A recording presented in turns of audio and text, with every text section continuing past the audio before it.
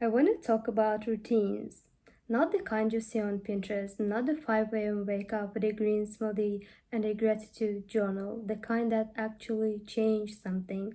Not your schedule, not your productivity, your brain. Because here's what most people don't understand about routines. They're not about discipline, they're not about willpower, they're about the fact that your brain is a prediction machine and it becomes what you repeatedly give it. Every single thing you do constantly is building a neural pathway, making it thicker, faster, more automatic. Which means the question isn't, am I disciplined enough to have a routine? The question is, what are you building right now, whether you realize it or not? Your brain uses an enormous amount of energy. It's roughly 2% of your body weight and it consumes more about 20% of your energy. It is constantly trying to be more efficient, to automate, to turn repeated actions into habits so it can free up resources for thinking. When you have a routine, a real one, even a small one, your brain stops spending energy deciding. It just does. Neuroscientists call this automaticity, the process by which repeated behaviors shift from the prefrontal cortex, the slow, deliberate, energy-expensive part of your brain, to the basal ganglia, which runs on almost no conscious effort at all. This is why experts make things look effortless. They've done it so many times that it no longer costs them anything cognitively.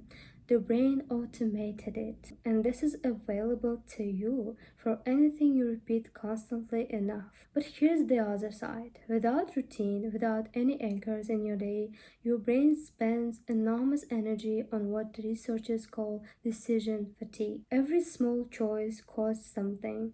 What to do first, when to start, whether to start at all. By the time you get to the thing that actually matters, your brain is already tired. Routine isn't a cage, it's conservation. It saves your best energy for your most important thinking. The first 30 minutes after you wake up matter more than the most people realize.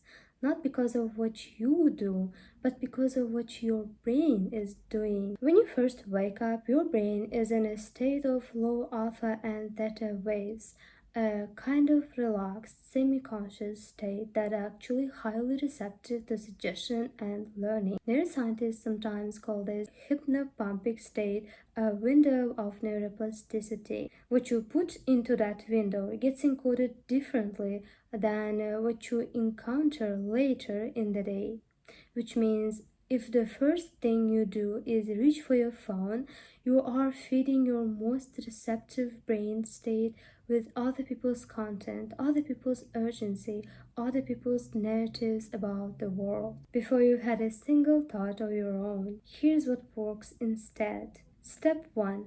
Don't touch your phone for the first 30 minutes. Not forever, just 30 minutes. Let your brain wake up in its own direction. Let the thoughts that were processing overnight because your brain was working while you slept actually surface. Some of your best ideas lives in those first 30 minutes, but you have to be there to catch them. Step 2. Move your body before you move through content. Even 10 minutes, a walk, stretching, anything that gets blood moving to your prefrontal cortex. Exercise increases BDNF, brain-derived neurotrophic factor, which neuroscientist John Ratey calls miracle for the brain. It literally promotes the growth of new neurons and the strengthening of existing connections. You don't need a workout, you need movement before screens, before input, before the world gets loud. Step 3. Write one thing. Not a journal entry, not a list. One thing. What do I want to think about today? What's sitting heavy? What am I curious about? One sentence, that's it. You are telling your brain what matters before the day tells it something else. Your brain doesn't treat all information the same. It filters, it prioritizes, it decides based on emotional weight, novelty, repetition, and relevance. what gets encoded and what gets discarded. And most of us have never thought about this. We just consume constantly whatever is in front of us whenever there's a spare moment. And the result is the brain that is full and somehow still empty. Here's a different way to think about it. Protect your peak cognitive hours. For most people, the brain is sharpest in the first 2 to 4 hours after waking.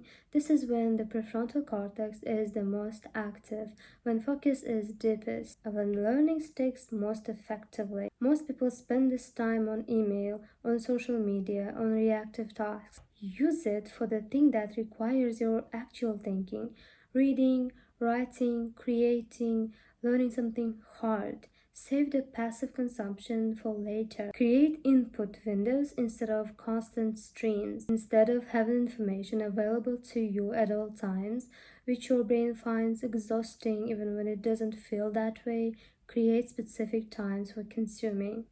A reading hour, a podcast wall, a designated scroll. Not because you need to restrict yourself, because your brain processes better when it has defined periods of input followed by periods of consolidation. And the brain needs silence between inputs to actually do something with what it received. Be intentional about what you repeat. Remember, repetition builds neural pathways. Whatever you consume most becomes most automatic, most assumed, most believed.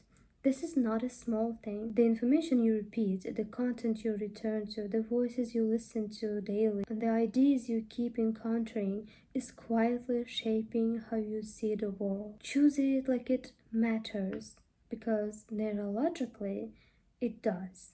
There's a phenomenon called the Zeigarnik effect, named after Soviet psychologist Bluma Zeigarnik, who noticed something strange in a cafe in Vienna. Waiters could remember every detail of unpaid orders, but the moment a table paid and left, the information vanished completely. The brain, she discovered, holds open loops active, unfinished things, unresolved questions, incomplete thought. It keeps them alive, returning to them, processing them in the background until they're closed. And this is one of the most useful things you can do with your learning routine. Leave things deliberately unfinished. Don't finish a chapter right before bed. Stop mid-section. Leave a question open. Your brain will keep working on it while you sleep, while you walk. And because that's what it does with open loops, it doesn't let them go. Start things you don't have time to finish. Even 5 minutes into a book, a topic, a concept you want to understand is enough to open the loop. Your brain will be primed to return to it, will notice relevant information, will make connections it wouldn't have made otherwise. Write questions instead of answers. At the end of a reading session, don't summarize. Ask, what don't I understand yet? What do I want to know more about? What is this connected to? Open loops on purpose. Your brain will not let them go. And that continuation, that background processing, is some of the deepest learning you will ever do. Most people end their day the same way: scroll until tired, fall asleep mid-video, phone on the nightstand, screen still glowing, and then wonder why their sleep feels thin, why they wake up already exhausted, why nothing seems to stick. Here's what's happening. Your brain consolidates memory during sleep. It takes the experiences of the day, processes them, decides what's the key, and moves information from short-term to long-term storage. But it can only do this well if you give it the right condition. Step 1. Stop screens 30 to 60 minutes before sleep. Not because blue light is the whole story, though it does suppress melatonin, but because your brain needs a transition period. Going from high stimulation content directly to sleep is like trying to stop a car at full speed. The brain keeps going even when you close your eyes. Step 2. Do a brief evening review. 5 minutes, not journaling necessarily, just thinking. What happened today? What do I want to remember? What am I taking into tomorrow? Step 3. Read something real before sleep. Not social media, not news, a book. An essay is something that requires actual thinking. Information encountered just before sleep gets consolidated overnight with particular effectiveness. You are essentially handing your sleeping brain something worth working with. This is not a small thing. This is using the architecture of your own neurology.